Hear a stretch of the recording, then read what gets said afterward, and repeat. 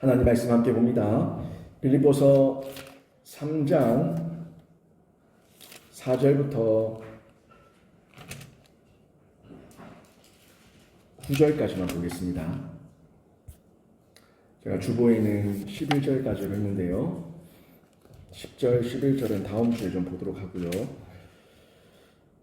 4절부터 9절까지 말씀을 함께 보겠습니다. 제가 빌립보서 3장 4절 말씀 먼저 봉독합니다. 그러나 나도 육체를 신뢰할 만하며 만일 누구든지 다른 이가 육체를 신뢰할 것이 있는 줄로 생각하면 나는 더욱 그러하리니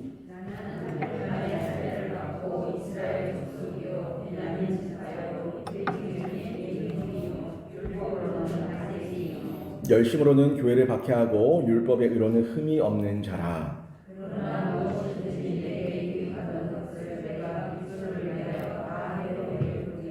또한 모든 것을 해로 여김은 내 주 그리스도 예수를 아는 지식이 가장 고상하기 때문이라. 내가 그를 위하여 모든 것을 잃어버리고 배설물로 여김은 그리스도를 얻고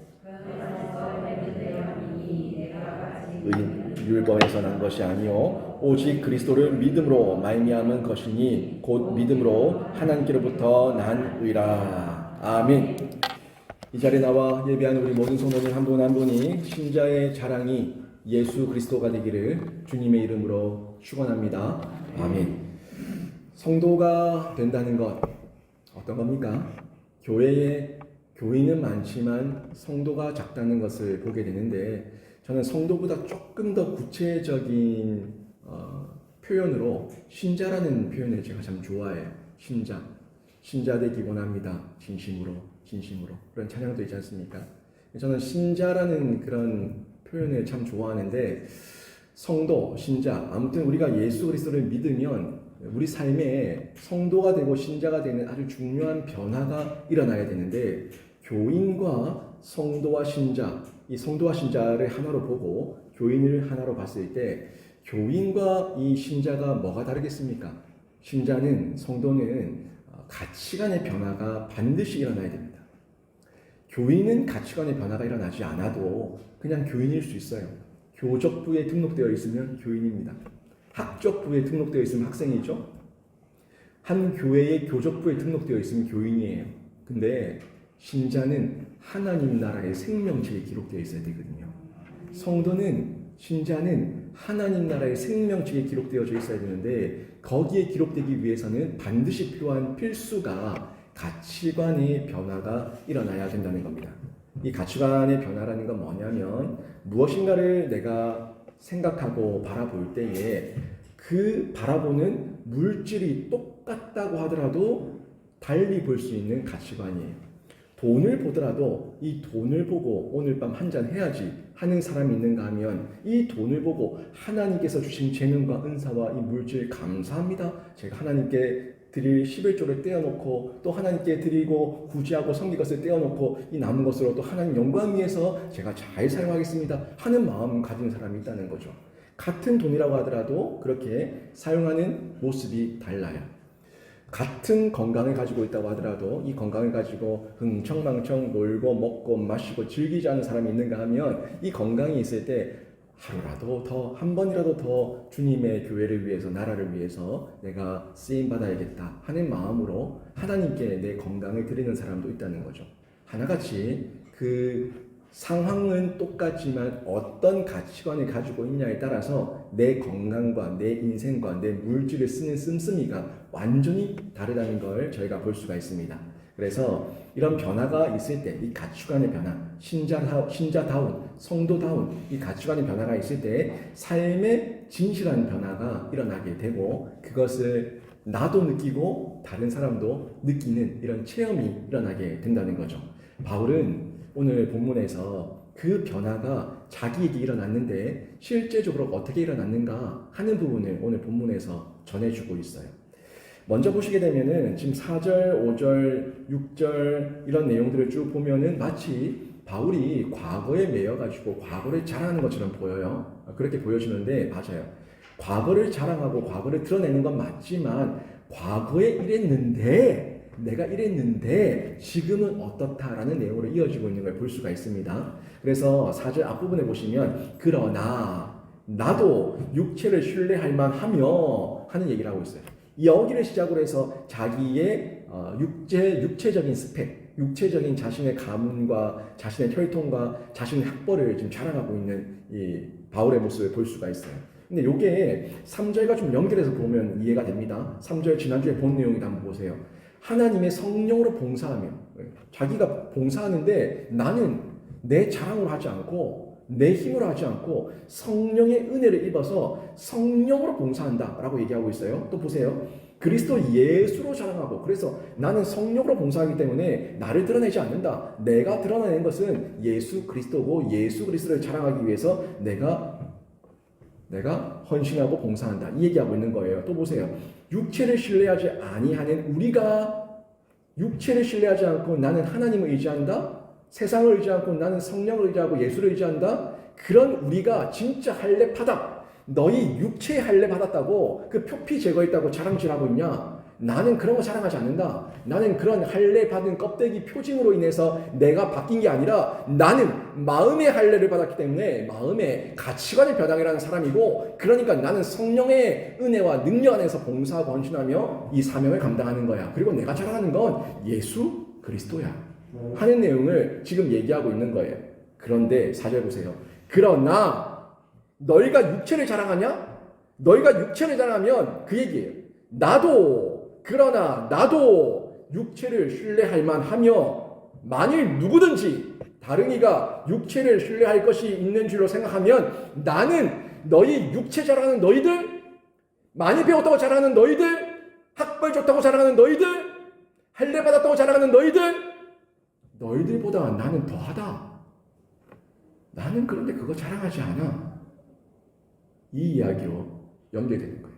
이 3절의 내용과 4절을 딱 붙여서 이렇게 보면은 지금 뭘 얘기하고 있는가를 볼 수가 있는 거예요. 사실이죠. 이게 바울의 진실한 신앙이에요. 진실한 성도는요, 육체를 신뢰하지 않습니다. 육체를 자랑하지 않습니다. 예수 그리스도만 자랑하는 사람들이 신자고 성도예요. 근데 반면에 교회 안에도 보면은 육체를 자랑하는 사람들이 있어요. 내가 돈 좀 있거든. 내가 좀 예쁘거든. 내가 힘 좀 세거든.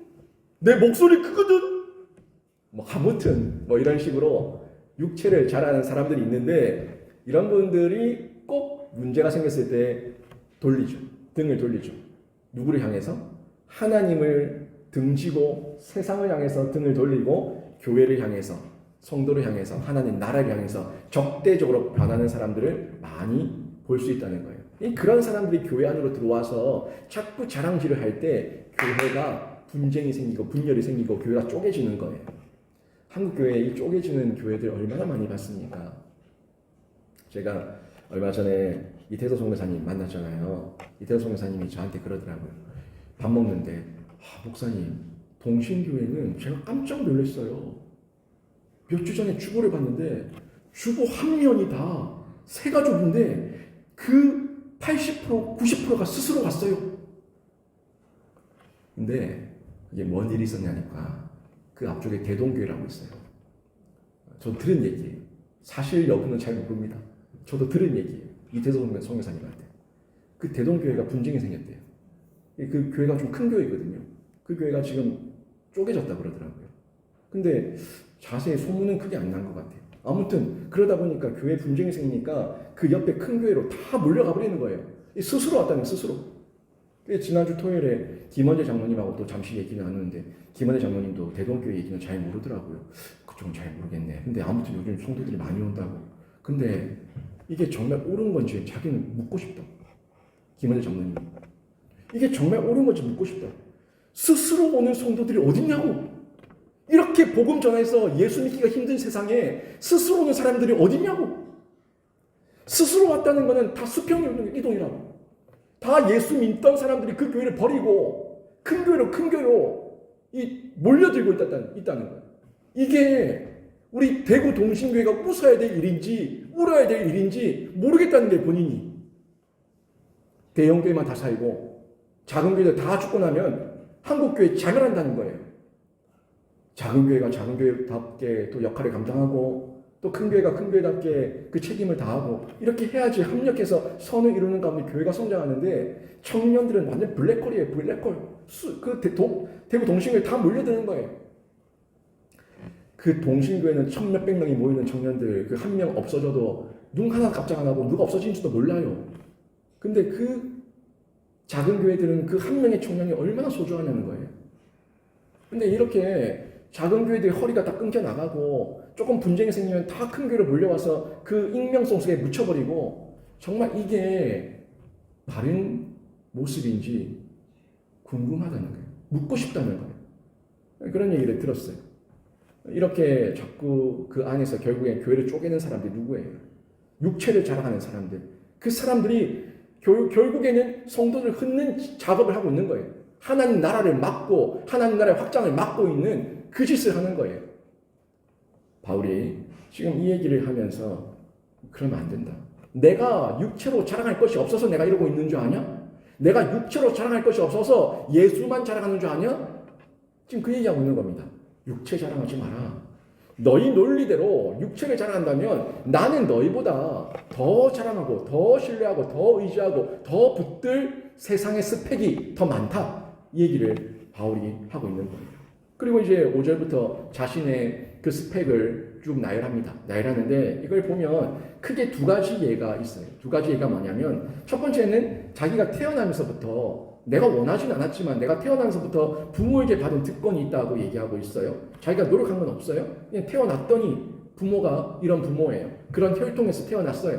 그래서 자연스럽게 얻은 특권이 있다는 걸 얘기하고 있고 또 두 번째가 내가 사는 중에 스스로 수고하고 노력해서 얻은 나의 특권도 있다. 내 스펙도 있다. 이 얘기를 하고 있는 거예요. 먼저 부모에게 받은 특권을 보게 되면 5절인데요. 5절 보세요.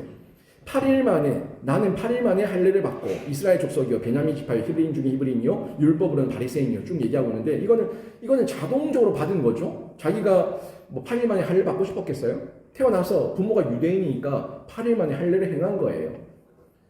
그리고 자신은 이스라엘 족속이에요. 태어났더니 이스라엘 족속이고 태어났더니 베냐민 지파예요. 근데 이런 내용들이 자기 입장에서는 자랑할 만한 스펙이라는 거죠.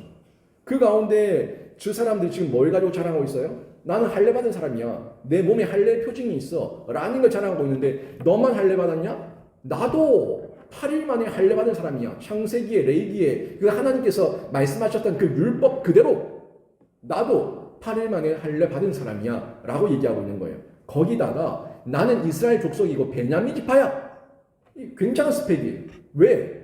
이스라엘 족속 가운데 첫 번째 초대 왕이 누구예요? 사울이죠. 사울이 무슨 지파예요? 베냐민 지파예요. 소위 따지면 야야야야 나도 왕족이다. 나도 왕족. 우리 할아버지 올라가면 사울이야. 나도 베냐민 지파야. 라고 얘기하고 있는 겁니다. 거기다가 베냐민 지파는 이 지금 신약 시대에 상당한 영향력이 있었어요. 어느 왕국 소속이에요? 북이스라엘의 남유다예요. 남유다죠. 북이스라엘 10지파가 다 갔지만 그리고 나서 우상숭배했지만 남쪽에만 남았던 남왕국은 유다와 베냐민 지파 두 지파가 합쳐져서 남왕국 남유다를 만들지 않았습니까? 그 남유다는 예루살렘을 소유하고 있었고 그 예루살렘에 하나님의 법궤와 성전이 있었어요. 그들은 결국 자기가 얘기하는 거는 우리는 혈통, 하나님의 신앙의 순수한 전통과 그 혈통을 소유하고 있는 정통성을 가지고 있어. 신앙의 정통성을 가지고 있어. 하는 얘기를 하고 있는 거예요. 그러니까 너희들처럼 그냥 이스라엘 족속 정도가 아니라 나는 이스라엘 민족의 베냐민 지파고 나는 그런 순수한 남유다 왕국의 정통성을 가지고 있는 사람이야. 어때? 자랑할 만하지? 이 얘기를 하고 있는 겁니다. 그리고 또 보세요. 자기가 뭐라고 얘기해요? 히브리인 중에 히브리인이요. 그러니까 히브리인이라는 이 단어는 그 아브라함이 그 가나안 땅으로 넘어올 때에 그 강을 건넌 자들 그 사람들을 히브리 족속으로 얘기했고 히브리 사람이라고 얘기하지 않습니까? 그러니까 나는 히브리인 중에 히브리인이라는 얘기는 나는 아브라함으로부터 우리 믿음의 조상 그 아브라함으로부터 계속 이어진 혈통 순수 혈통이야. 히브리인 중에 히브리인이야. 이 얘기를 하고 있는 거예요. 그러니까 나는 이스라엘 전통과 관습을 잘 따르는 그런 집안 사람이라는 걸 얘기하고 있는 거죠. 이거는 자기가 태어났을 때 다 얻은 거예요. 스스로 얻은 게 아니라 태어나니까 다 얻은 거예요. 소위 지금 아빠 찬스, 엄마 찬스, 가정, 가문 자랑하고 있는 거예요. 족보 자랑하고 있는 거예요. 거기다가 이제 두 번째로 자신이 노력해서 얻은 특권을 얘기하고 있어요. 나는 그런데 내가 태어나서 얻은 특권만 있는 게 아니라 나는 내 스스로도 열심히 살았고 율법으로 흠없이 살았고 바리새인 중에 바리새인이고 난 아무튼 흠이 없는 사람이야. 이 얘기를 쭉 하고 있는데 6절 보세요. 열심으로는 교회를 박해하고 율법으로는 흠이 없는 자라. 실제로 그랬어요. 실제로. 이 사람이 어떤 사람입니까? 바리새인, 율법으로는 바리새인이다. 이 바리새인은 제사장은 아니에요. 제사장은 아니지만 하나님의 율법을 연구하기로 유명한 사람들이 바리새인이에요. 그뿐만 아니라 율법을 철저히 지키기로 유명한 사람들이 바리새인입니다. 그래서 바리새, 이 바리새라고 하는 그 원어가 바리새인, 바리새 사람들이란 얘기거든요. 바리새라고 하는 그 바리새가 분리하다는 뜻이에요. 분리. 원어의 뜻이 분리된 사람들. 뭐와 분리되는 겁니까? 죄로부터 분리되었다. 악으로부터 분리되었다. 세상으로 분리되어서 하나님께 속한 사람들이다. 나는 너희와 구별된 사람들이다. 라는 걸 얘기하는 게 바리새인이에요. 그만큼 세상의 어떤 죄와 악으로부터 분리되어서 열심히 율법으로 흠없이 살았던 사람이 나야. 내가 바리새인이야. 라고 지금 자랑을 하고 있는 겁니다. 거기다가 바울은 학벌이 대단한 사람이에요. 바리새인으로서 그 율법을 흠없이 지키는 것도 대단한 것이지만 그 율법에 대한 열심이 있어가지고 누구에게 배웠냐면 가말리엘의 문화에서 율법을 배운 사람이에요. 소위 그냥 그 당대의 최고의 학벌. 가말리엘 문화에서 가말리엘을 스스로 모시고 배웠다라고 얘기하면 소위 스카이, 서울대 이렇게 나왔다고 얘기할 정도로 그렇게 자기들 그 안에서는 최고의 학벌로 줬던 그 스승이 가말리엘인데 그 가말리엘 랍비로부터 자기는 율법을 배운 사람이라고 자랑을 하고 있는 겁니다. 그러니까 자기의 이 모든 외적 스펙이 충분히 자랑할 만하고 나는 율법으로 열심히여서 폭력을 사용해서라도 이스라엘 전통을 지키기 위해서 애를 썼고 그래서 예수 믿는 그 사람들, 교회로 모여있는 그 사람들을 죽이고 박해하기까지 했던 사람이 바로 나야. 이 얘기를 하고 있는 거예요. 그게 6절이죠. 열심으로는 무슨 열심이요? 율법에 대한 열심으로는 교회를 박해하고 율법의 의로는 흠이 없는 바리새인이 바로 나야. 내가 그만큼 흠없이 열심히 살았던 사람이 바로 나야. 너희들 나보다 나아? 너희들 나보다 더 자랑할 수 있어? 지금 이 바울이 그 얘기 하고 있는 겁니다. 이렇게 바울의 자랑은 지금 현재로 얘기하면 뼈대 있는 집안, 좋은 가문, 좋은 부모 밑에 태어나서 엄마 찬스, 아빠 찬스 많이 쓰면서 그런 사랑과 교육을 잘 받았고 교양 있고 품위 있고 유학도 했고 사람들에게 인정과 존경도 받으면서 도덕적으로 윤리적으로 흠없이 그렇게 살았던 사람이 난데 이 정도 스펙이면 자랑할 만하지 않냐? 하는 얘기인데요. 어때요? 요 6절까지 4절, 5절, 6절까지 보면은 바울이 자기를 좀 으스대는 것 같이 보여집니다. 그런데 그 다음에 바울의 고백이 진수예요. 그 다음 바울의 고백 7절 말씀을 보십시오. 그러나 또 그러나가 나오죠. 4절에서 그러나, 이 그러나는 그 사람들에게 반박하기 위한 그러나였어요. 그리고 나를 소개한 이후에 또 7절에서 그러나 무엇이든지 내게 유익하던 것을 내가 그리스도를 위하여 다 해로 여길 뿐더러 무엇이든지 육체적으로 자랑할 만하고 육체적으로 스펙이 있고 육체적으로 의지할 만한 모든 것들을 내가 그리스도를 위해서 예수를 위해서 다 해로 여길 뿐더러 라고 말씀하고 있습니다. 여기 그러나 이 그러나는 결국 복음의 핵심으로 복음의 중심으로 연결하기 위한 단어죠. 접속사죠. 복음의 기준은 결국 바울에게 복음의 기준은 세상이 주는 게 아니라 예수 그리스도 말씀이 주는 것이다 하는 내용을 전해주고 있는 겁니다.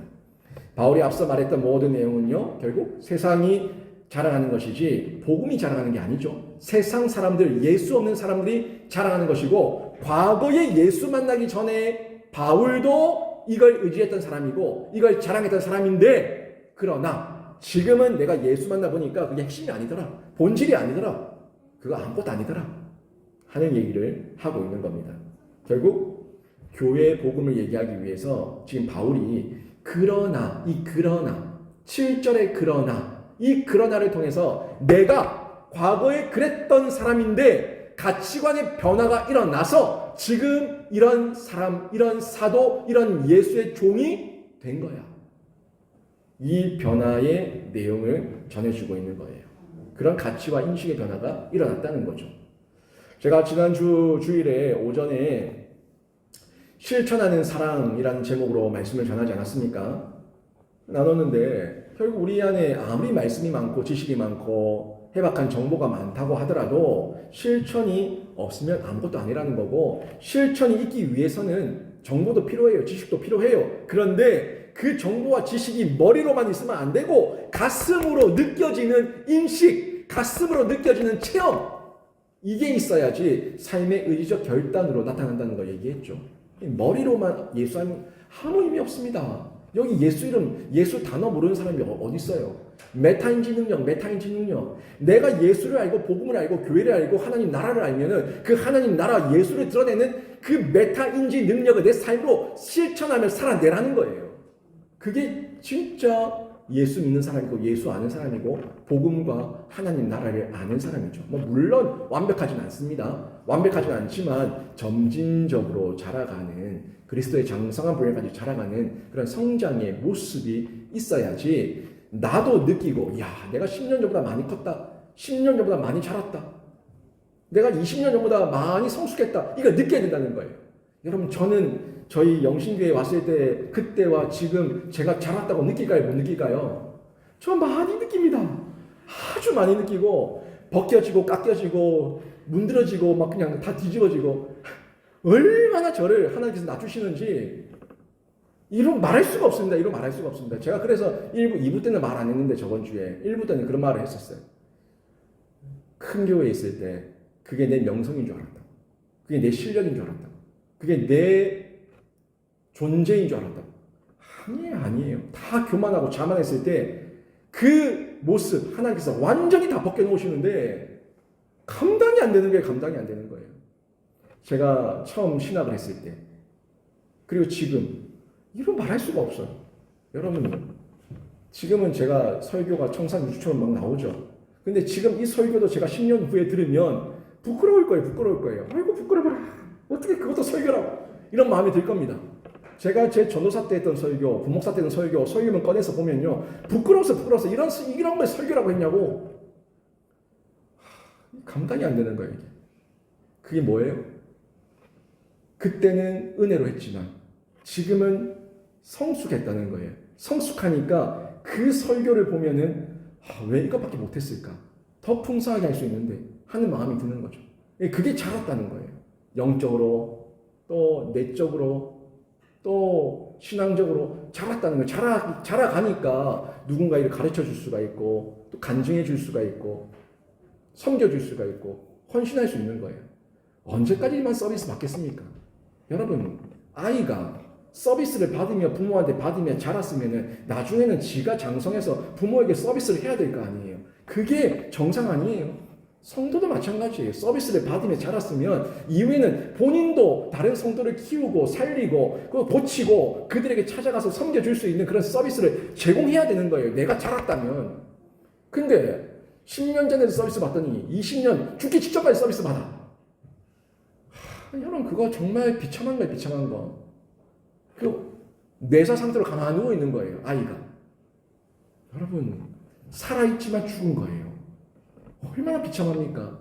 내가 신앙이 자라가는 중에 서비스에 쓰는 그런 장성한 분량까지 자라갈 수 있도록 하나님 저를 빚어주시옵소서. 그게 우리 성도들의 기도의 제목이 되어야 된다는 거죠. 여러분, 아무튼 제가 지난주에 이 실천하는 사랑에 대해서 얘기했는데, 말씀을 듣고 예수의 사랑을 내가 체험하고 인식하면은 변화가 일어나고 다른 사람에게 사랑을 베풀 수가 있는 거예요. 먼저 나에게 먼저 나에게 내가 자라가는, 내가 성장하는, 우선적으로 내가 자라가고 성장하기 위해서 인식의 전환, 가치관의 변화가 반드시 일어나야지 내가 자라게 되는 거예요. 이게 선행되지 않으면 아무런 삶의 변화도 일어나지 않습니다. 가치와 인식과 눈의 변화가 일어날 때 과거에 나에게 유익하다고 느꼈던 그 돈돈거리던 돈은 좋아요. 돈은 있으면 좋아요. 근데 돈돈거리더라도 그 돈을 나를 위해서, 육신을 위해서, 허망한 일을 위해서 쓰지 않고 하나님 나라를 위해서 영광을 위해 쓸 수 있는 넉넉함이 생긴다는 거예요. 여유가 생긴다는 거예요. 옛날 보세요. 여러분 그 10만 원 그 11조를 내려고 해도 손에 발발발 떨어요. 근데 진짜 그리스도의 장성한 분량을 자라간, 점진적으로 자라가는 사람은 10만 원이 아니라 100만 원, 1000만 원 11조를 해도 이 모든 것 하나님의 것입니다 하는 기쁨으로 드리는 이런 변화가 실제적으로 나타나죠. 뭐가 일어난 거예요? 돈은 그대로지만 내 안에 인식의 변화, 가치관의 변화가 일어났다는 거예요.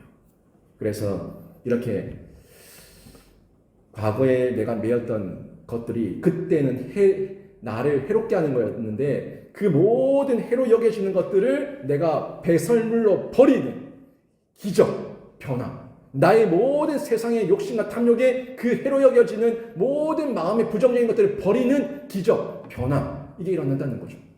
여러분, 제가 몇 번 얘기했지만 진짜 사람의 기적이 뭡니까? 진짜 사람의 기적은요, 이 수요 예배에 평생 안 나오던 사람이 나오는 게 기적입니다. 그거 진짜 아닙니까? 평생 내가 예수 믿었어도 한 번도 새벽 기도로 나온 적이 없는 사람이 새벽 기도에 나와 앉아있으면 그게 기적이에요. 그렇게 예수 믿으라고 말해도 절대 교회라고는 쳐다도 보지 않고 교회 잡힐까봐 교회 발도 들여놓지 않던 배우자, 가족들이 예배당에 앉아있는 게 기적입니다.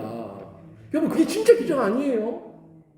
무슨 기적을 바랍니까? 내가 예수 믿어서 바뀐 게 기적이고 내가 기도의 자리에 나온 게 기적이고 내가 전도하고자 그렇게 애걸복걸하며 하나님께 기도했던 그 사람이 예수 이름을 부르며 예배당에 앉아있는 게 기적이에요. 그게 결국 뭐가 일어난 거예요? 가치관의 변화, 인식의 변화가 일어났다는 겁니다. 그러니까 기적이 일어나는 거죠. 결국 바울은 이 변화의 모든 원인을 예수 그리스도라고 얘기하고 있는 거예요. 내가 유익하던 7절 중간 부분, 내게 유익하던 것을 내가 그리스도를 위하여, 나를 위하여가 아니에요. 나를 위해서는 못 버려요. 근데 그리스도를 위하여 다 해로 여길 뿐이다. 뭐가? 세상의 과거의 탐욕, 죄악, 하나님 없이 보던 모든 인식 다 해로 여기고 버린다는 겁니다. 이 번역을 조금 더 자연스럽게 하면 여기서는 위하여라고 표현했는데 제가 원어를 보니까 좀 더 편한 번역은 내가 그리스도 때문에 다 해로 여길 뿐더러 그리스도 때문이에요. 원인이죠. 그리스도 때문에 내가 변화가 일어났다. 그리스도 때문에 나에게 기적이 일어났다. 그리스도 때문에 내 삶의 구체적인 역전과 변화, 기적이 일어났다. 요 얘기예요. 결국 예수님을 인격적으로 만났기 때문에 인식과 가치관의 변화가 왔다는 거죠. 앞서 본 바울의 외적 특권과 유익, 돈이든 학벌이든 가문이든 이런 거 그 자체는 문제가 아닙니다. 이런 외적 조건은 있으면 좋은데 얼마든지 하나님을 위해 사용할 수 있으니까 가치관의 변화가 일어나면 있는 대로 하나님을 위해 쓰니까 괜찮아요. 뭐가 문제예요? 외적 조건이 아니라 하나님보다 더 의지하고 하나님보다 더 자랑하는 내 마음에 바뀌지 않은 인식, 바뀌지 않은 나의 죄성, 바뀌지 않은 나의 허물과 죄악의 모습, 이게 문제라는 거예요. 여러분, 세상은 자신에게 주어진 모든 외적 은사와 재능과 건강을 다 자신만 위해 씁니다. 여러분 주변에 예수 안 믿는 사람들 중에 아주 이타적인 사람 봤습니까? 이웃을 위해 살고 복음을 위해 살고 나라의 평화, 국가의 평화, 이 온 인류의 평화를 위해 사는 사람 봤어요? 없어요. 다 자기 이권과 자기 이름 드러내기 위해서 사회적 기업이니 뭐니 하면서 기부도 하고 하지만 교회는 그렇지 않지 않습니까? 교회는 그걸 드러내려는 게 아니에요. 우리 교회 이름 드러내려는 거 아니에요. 담임 목사 이름 드러내려는 거 아니에요. 결국 우리 교회가 섬기는 그 섬김을 통해서 드러내고자 하는 이름은 예수 그리스도밖에 없는 줄로 믿습니다. 그 예수 그리스도 드러내는 거예요. 왜 교회의 주인이 예수 그리스도니까. 그 예수 그리스도를 우리가 온전히 소유하고 있을 때 외적으로 주어졌던 모든 은사와 재능은 예수와 복음을 드러내는 도구가 되니까 결국 예수를 만난 사람은 그 사람의 최고의 가치는 결국 한마디 예수 그리스도예요. 이걸 자랑하는 거죠. 바울이 그런 인식의 변화가 일어나서 지금 3절에서 나왔던 것처럼 예수로 자랑하고 나는 마음의 할례를 받았고 난 예수 내가 자랑할 것은 예수밖에 없다. 십자가밖에 없다. 이 바울이 일괄성 있게 얘기하는 바울 모든 서신의 하나의 핵심 같은 내용 아닙니까? 자기의 자랑은 예수와 십자가와 복음밖에 없다. 8절 9절도 같은 맥락입니다. 8절 9절 보세요. 또한 모든 것을 해로 여김은 내 주 그리스도 예수를 아는 지식이 가장 고상하기 때문이라. 내가 그를 위하여 모든 것을 잃어버리고 배설물로 여김은 그리스도를 얻고 그 안에서 발견되려 함이니 내가 가진 의는 율법에서 난 것이 아니요 오직 그리스도를 믿음으로 말미암는 것이니 곧 믿음으로 하나님께로부터 난 의라. 아멘. 결국 지금 그리스도를 아는 지식 그게 가장 고상하다 얘기하고 있죠. 모든 신자의 의는 그리스도를 믿음으로 하나님께로부터 난 의다. 모든 신자의 의, 내가 가진 의도 나의 의, 나의 자랑은 아무것도 없고 예수 그리스도께 받은 의고 하나님의 의다. 이 고백을 하고 있는 겁니다. 또 여기 보니까 8절 앞부분에 내가 또 주 그리스도 예수를 아는 이 지식이 나오죠. 예수를 아는 지식. 이 지식이 뭡니까? 이 지식이 머리로만 아는 예수의 지식이 아니에요. 인격적이고 체험적이고 친밀하고 내 안에 실제가 되어버린 예수의 체험된 이름. 이게 진짜 메타인지 능력이에요. 내 속에 새겨져 버린 예수의 이름. 그 지식을 머리 지식, 가슴 지식, 생활 지식, 내 삶의 메타인지 능력, 내 안에 모든 걸 장악해버린 그 이름, 예수의 지식. 이 지식이 가장 고상하다는 것을 안다고 얘기하고 있는 거죠. 이유가 뭐겠습니까? 이 가장 고상한 지식, 최상의 지식, 하나님 앞에서 의롭다 칭함받을 수 있는 칭의가 예수의 십자가 사건을 통해서 우리에게 주어졌기 때문에 내가 하나님의 보좌 앞에서 영원이라고 하는 하나님의 보좌 앞에서 내가 드러내고 내가 자랑하고 내가 소개할 것은 하나님 앞에 갔을 때 너 죄 없다. 너 괜찮다. 너 죄 없다. 이 하나님의 인정은 예수 이름 말고는 받을 수가 없으니까 최고의 지식, 최상의 지식이라고 바울이 고백하고 있는 거예요. 제가 지난 주일 오전에도 진짜 지식은 실천이 있어야 된다라는 걸 얘기했었고요.